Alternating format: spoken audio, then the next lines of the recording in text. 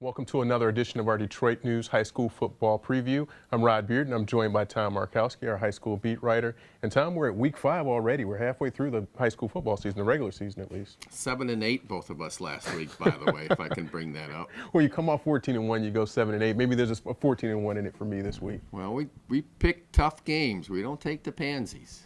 Well, let's get into our 4 games this week, and we'll start out with Livonia Churchill, a surprising 4-0 playing at Canton. And when you looked at the schedule at the beginning of the year, this didn't look to be the marquee matchup that it's turning into. No, they already knocked off Plymouth. Now they have Canton this week. Fortunately for both teams, they had blowout wins last week, so they should come into this game rested.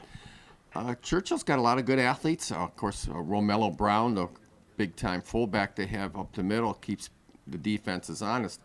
Canton's playing really well right now, and they should have beaten Midland the first week. They had a couple botched plays. I think they're on a roll. I still think Canton's the team to beat in that division, so I'm going with the Chiefs. Yeah, I think that Canton's going to win as well, but 2 things going for Churchill here. Last time they were 5-0, 1978. And they won the game last year 27-26. So a couple of things for the Churchill fans to be happy about, but I think Canton is able to pull out this game. Let's move on to the next game. Farmington and Oak Park. This is an OAA White division matchup, and the OAA White is just turning out to be a tough game for everybody each and every week. Farmington's already played the meat of their schedule, and this might be the last tough game until they play Farmington Hills Harrison in week 8. Well, they're banged up. Last week's win, they had to go to overtime to beat Oxford. Had a couple of injuries at the tailback spot. We'll see if they come back.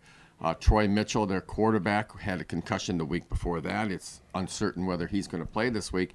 It seems like a trap game for Farmington, especially the game has now been moved to Oak Park, not at Farmington. It's a 6 o'clock start.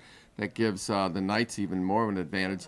That being said, I think Farmington's been in these games before. I think they know how to win. Their defense is still strong despite these injuries. I think they eke one out here. And what about Oak Park, the surprising 4-0 start for them? Talked to Greg Carter today. He really likes the way his team's playing. I say, you a little surprised? He says, no, I thought we were going to play well this year. I think they just playing better than most expected, especially in the first 4 games. Yeah, they haven't had a winning season in who knows how long, but if they're able to get this game, they're already 5-0. Oh, that would be a huge one. Even if they lose this game, I think they're good for a 7-2, 8-1 year. Okay, let's move on to one of the marquee matchups this week. The #1 team in the state, Detroit Cass Tech, at 4-0, playing Orchard Lake St. Mary's at 3-1. This is on the Big Red Field at St. Mary's, but probably the toughest game on the schedule left for Cass Tech. Yes, until the PSL playoffs, which you would think East English might give them a game, or perhaps even King. But that being said, Cass hasn't really played anybody the last 3 weeks. They opened up against Rice. They kind of just, waltzed through their most recent 3 games. This will be a tough game because St. Mary's is always that team that gets better and better as the season goes on. They're going to be tough on a Friday night at home, but I think Cass is ready for the big lights. I think they do the job. I think they limit their mistakes, and I think they really stuff the run game for St. Mary's, which is their strength. Yeah, and you talk about trap games. I think this is the one for Cass where you're playing on the road. That Rice game was at a neutral site at Wayne State. I think this might be a tough game for them, but I think they've got the talent and the coaching is all on the same page where I think they're able to pull this game out as well. Last game is another Catholic League showdown, and we've talked about it almost every week for the rest of the season. We're going to get one of these, but 2-2 De La Salle is playing at 2-2 Catholic Central. The team that loses this is really going to be in a pickle. Yeah, I think the team that loses this probably doesn't make the state playoffs because this tough schedule each of them has the rest of the season. I like CC in this one for couple reasons. Playing at home, this is the boys' ball. They always get jacked up for this. And again, Shane Morris, 95% won't play in this game. He has mononucleosis. He struggled through last week's game against Brother Rice, did not play the second half.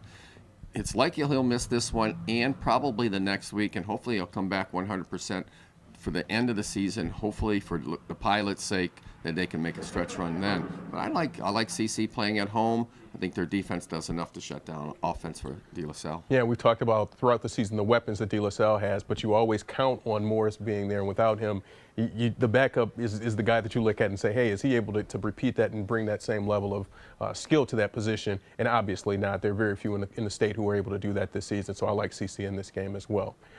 Stay tuned with us at DebtNews.com for all of our high school coverage on Friday and Saturday nights and that big CC De La Salle game on Sunday as well. For Tom Markowski, I'm Rod Beard. We'll see you next week for Week 6.